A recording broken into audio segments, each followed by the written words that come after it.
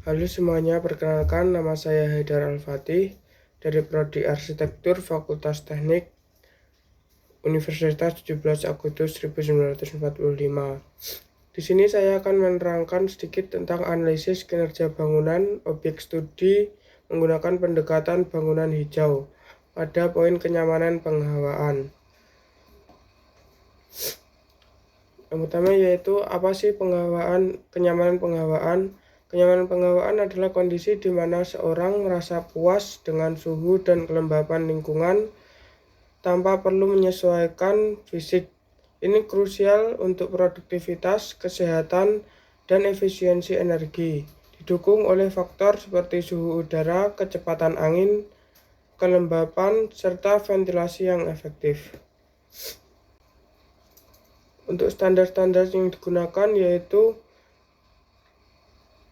standar yang digunakan dalam analisis ini mengacu pada ketentuan yang telah ditetapkan dalam Badan Standarisasi Nasional melalui Standar Nasional Indonesia atau SNI sebagai pedoman dalam menentukan parameter dan kriteria yang digunakan.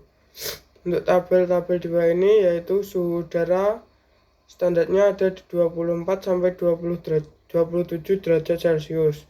Untuk intensitas alami yaitu di 50 sampai 350 lux dan aliran angin di 0,15 sampai 0,25 meter per second.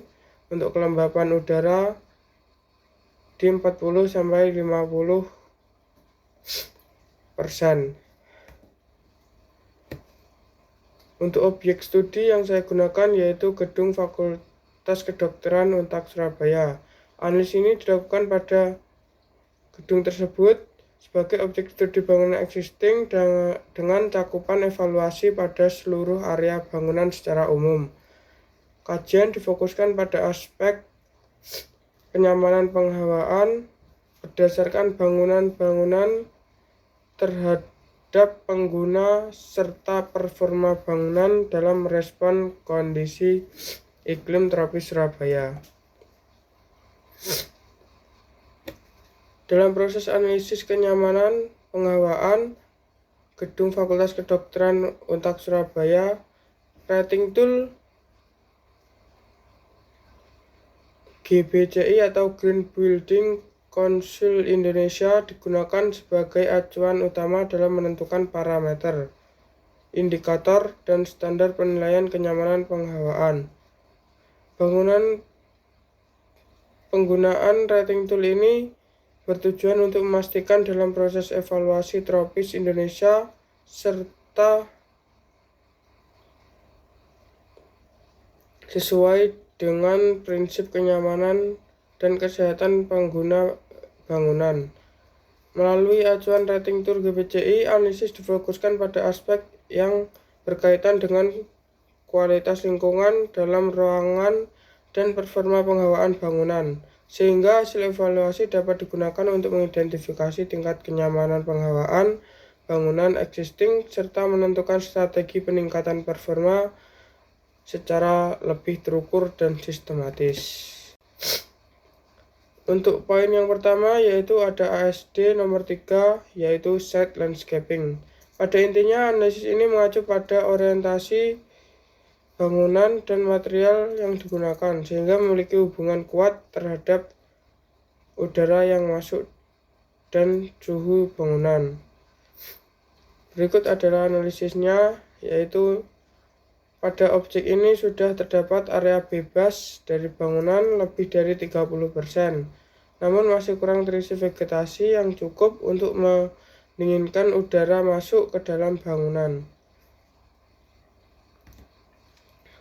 Untuk rekomendasi desain pasif, yaitu solusi ini mengedepankan transisi ruang hijau melalui penempatan planter box bertingkat dan pepohonan peneduh di area depan bangunan. Hal ini bertujuan untuk menciptakan gradasi suasana dari lingkungan luar yang panas menuju ruang dalam yang terkendali, sekaligus berfungsi sebagai filter alami terhadap polusi, suara, dan udara.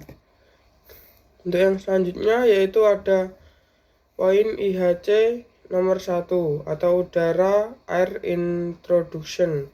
Poin ini berfokus pada pemastian kualitas udara dalam ruangan melalui sirkulasi udara luar yang cukup.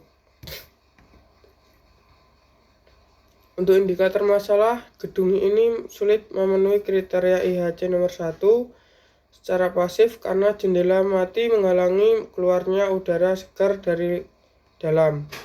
Dampaknya yaitu tidak terwujudnya cross ventilation menyebabkan udara terjebak sehingga gedung sangat bergantung pada sistem aktif AC untuk menjaga kualitas udara.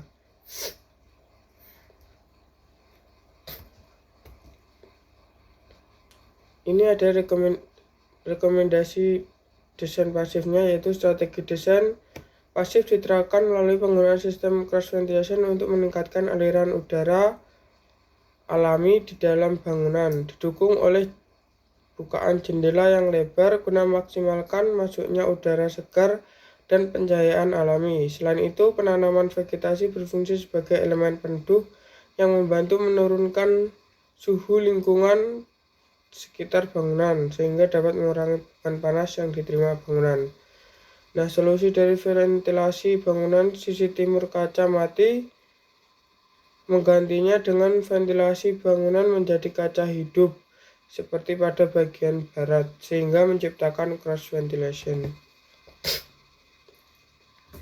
Berikut adalah rekomendasi desain aktifnya, yaitu strategi desain aktif dilakukan melalui penyetelan ulang damper outdoor air atau AHU untuk memastikan suplai udara segar sesuai kebutuhan, disertai peningkatan kapasitas filtrasi dan distribusi udara HVAC agar kualitas dan memungkinkan pemasukan udara luar tanpa meningkatkan beban pendinginan secara signifikan, sehingga efisiensi energi tetap terjaga. Poin selanjutnya yaitu ada IHC nomor 8, yaitu Indoor Health and Comfort. Tujuan dari kriteria ini adalah untuk memastikan adanya pertukaran udara yang cukup guna menjaga kualitas udara dalam ruangan. Udara yang terjebak atau stagnan cenderung mengandung polutan CO2 tinggi dan kelembapan yang memicu jamur. Untuk analisisnya yaitu strategi penghawaan. Biasanya standar masyarakat adanya bukaan jendela yang dapat dibuka dengan luas minimal tertentu terhadap luas lantai. Pastikan luas efektif bukaan minimal 5% hingga 10% dari total luas lantai bangunan. Yang kedua yaitu udara yang masuk harus memiliki kecepatan yang nyaman, tidak terlalu kencang hingga menerbangkan kertas, tapi tidak terlalu pelan hingga tidak terasa. Pemanfaatan shading device atau sirip penahan angin di luar jendela dapat membantu mengarahkan angin masuk ke dalam area hunian. Yang ketiga yaitu keluhan pengguna terkait panas dan dingin berlebih dari hasil survei IHC nomor 8. Kesimpulannya yaitu pada gedung Fakultas Kedokteran Universitas 17 Agustus 1945 dengan menggunakan standar SNI dan indikator dari rating tool GPCI, hasil evaluasi menunjukkan bahwa gedung tersebut mengalami kendala dalam memenuhi kriteria sirkulasi udara alami, sehingga menyebabkan udara stagnan dan ketergantungan pada sistem pendingin udara. Untuk mengatasi masalah tersebut, rekomendasikan strategi desain pasif seperti penggantian jendela mati menjadi jendela hidup guna menciptakan ventilasi silang serta menambahkan vegetasi dan letterbox sebagai peneduh alami untuk mengoptimalkan suhu di sekitar bangunan. Selain itu, disarankan pula strategi aktif melalui pengoptimalan sistem HVAC atau penyetelan ulang damper outdoor air dan penanganan teknologi energi recovery ventilation untuk memastikan kualitas udara dalam ruangan tetap terjaga dan efisiensi energi yang optimal. Mungkin cukup sekian saja penjelasan dari saya. Sekian, terima kasih.